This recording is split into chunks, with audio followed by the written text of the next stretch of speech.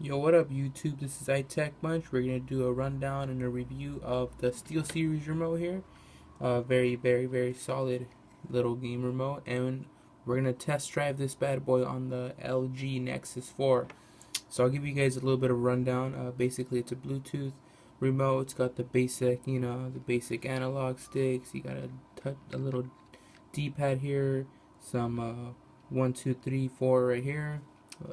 These little kind of flimsy, decent little right left trigger buttons, and I guess your A and B, which would be equivalent to your select and start buttons. Anyways, I've been doing a review on this, pretty solid. I wanted to try it on Modern Combat 4 because for some reason, yes, I'm one of those people that never got over Modern Warfare 2, and I kind of wanted to check out, maybe a first-person shooter on the go. And if you're anything like me, I fucking hate, and I mean I hate the touch screen. It doesn't even it's like, what the hell. That's why I got myself one of these. Now I can give you guys price breakdown, setup breakdown in a later video, but right now we're just gonna focus on seeing how this puppy goes. So we're gonna go ahead and start it up. Let's go to select a level. Let's try mission 1. Pushing game. Yeah, continue. Alright. Oh, if I don't break this first. Alrighty. So what I like about this is that it also repeats the layout of the button, so in case you kind of, you get stuck or you're off wondering a little bit, where each button is, it gives you a little rundown. You have your reload button, your grenade button, your interact button, your switch weapon button, aim down, and shoot. And then everything else is pretty self-explanatory. So it feels a little bit, I guess it kind of has that authentic feel that Modern Warfare had and any of the Call of Duty games. But I mean, it's not quite there, but I think as far as on-the-go gaming, besides the Vita and besides the Tegra and Nvidia, I think this is pretty close. And I mean, you can buy some of these even cheaper for like $30, so let's see how this one goes. Now, I do want to let you guys know, usually as far as Android goes, you kind of have more of a selection of what games you can and can't play. This is for both Mac, PC, iOS, which is really hard to find, and Android as well. The only thing I like about Android is that you're kind of more flexible. They let the developers kind of make their own games, and adjust their own button layout, so it works a little smoother with Android. Unfortunately for myself, I haven't found that many games that work that well with them. But I mean, as more and more videos come up, I'll demonstrate other games such as Gangstar 4 and a couple of other games that I've seen that work. Now, in terms of feel, it's pretty straight to the point. It feels decent. It takes a little bit of adjusting to get to, and get that feel that you want to feel, on typical shooter games. But we do have some success. Now, I know some of you guys may be on the same page as myself and say, well, I don't know if I should, get into these games if the shooting is really shitty. And for the most part, like I said, it's just adjusting.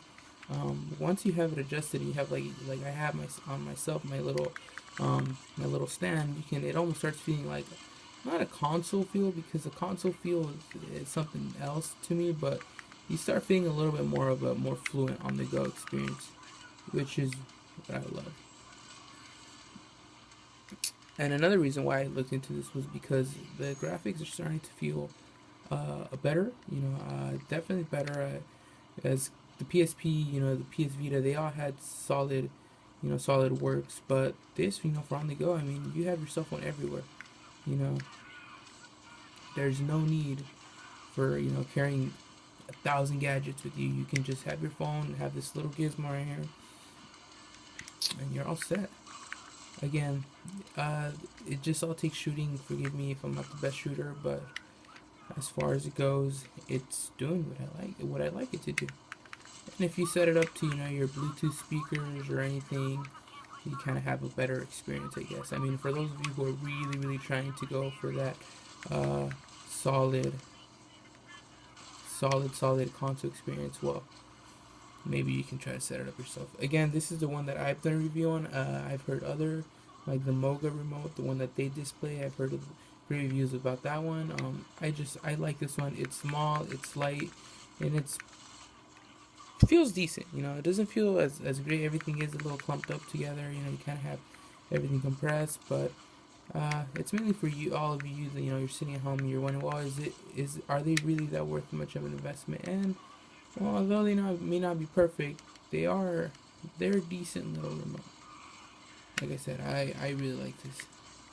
Demonstrate to you guys the grenade function, which this is the only reason why I love it, because I hate, even with the Vita, this is a problem.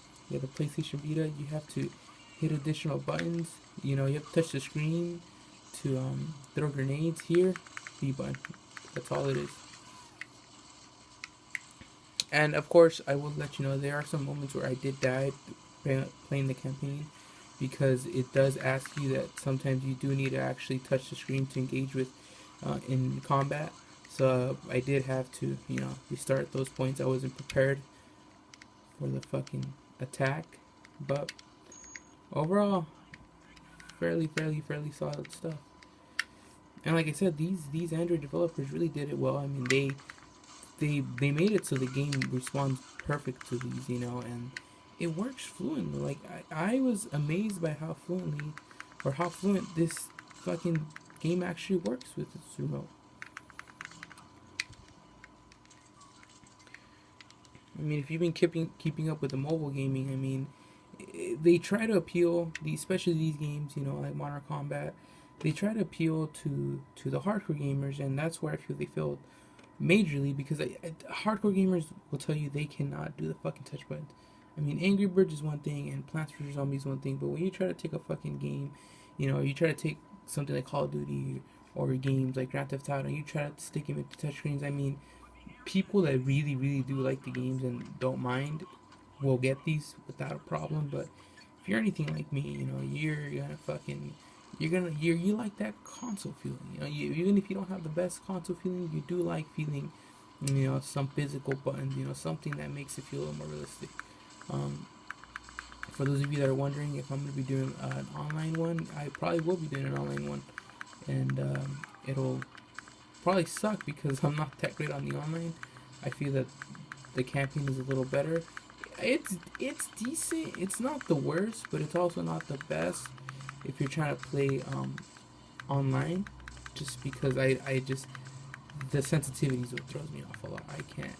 As you can see, since these are really small joysticks, that's one thing that kind of comes up is that you cannot maneuver as easily as with one of the bigger joysticks that I'm used to. You know, the actual 360 buttons or the PS3 buttons.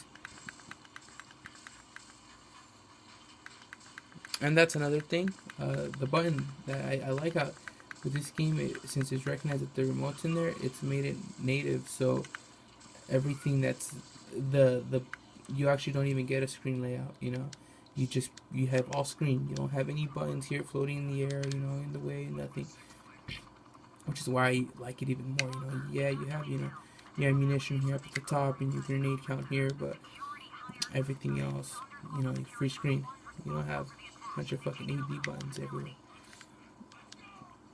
So you can see, so far I'm enjoying it. It's decent. It's, like I said, the graphics look decent and it runs smoother in my opinion here. Here's what I was referring to.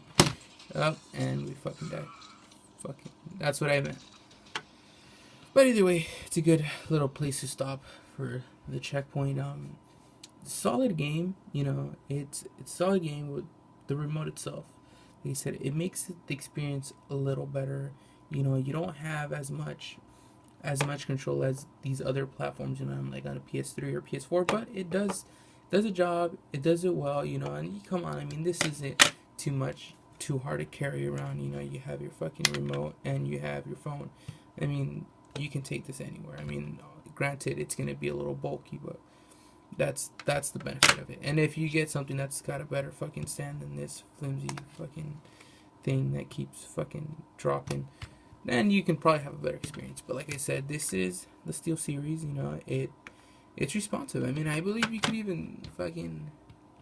I think you could even use it to fucking control your menu, if I'm correct. Yeah, there you are. Look. So I mean, they did a solid job with it. I like it.